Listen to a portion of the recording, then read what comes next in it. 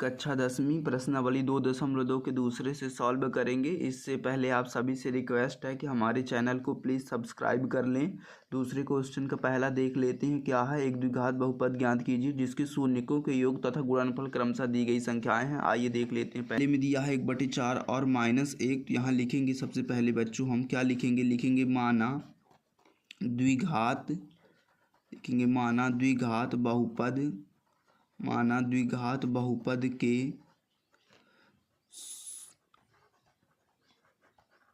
माना द्विघात बहुपद, ऐसा नहीं, ऐसा लिख लेते हैं। माना द्विघात बहुपद ax² bx + c के शून्यक, क्या लिख लेंगे बच्चों? लिख लेंगे माना द्विघात बहुपद ax² bx + c, ये द्विघात बहुपद है हमारा। ax² bx + c के शून्यक अल्फा व बीटा है, अल्फा व बीटा है। अब ये जो है ये योगफल में लिख लेंगे, लिखेंगे शून्यकों का योगफल।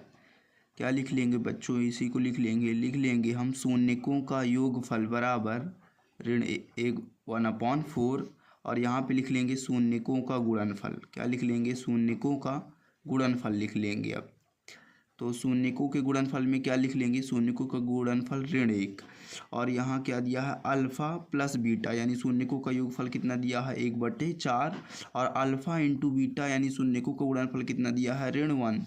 तो यहाँ -b/a = 1/4 और यहाँ c/a और यहाँ (1), यहाँ 1/4 दिया है बच्चों। यहाँ a और a की वैल्यू देखिए सेम है, तो यहाँ भी हमें अपॉन में 4 बनाना पड़ेगा, इसलिए हम ऊपर नीचे यहाँ 4 का गुणा कर देंगे तो ये (4) और ये अपॉन में 4 हो जाएगा।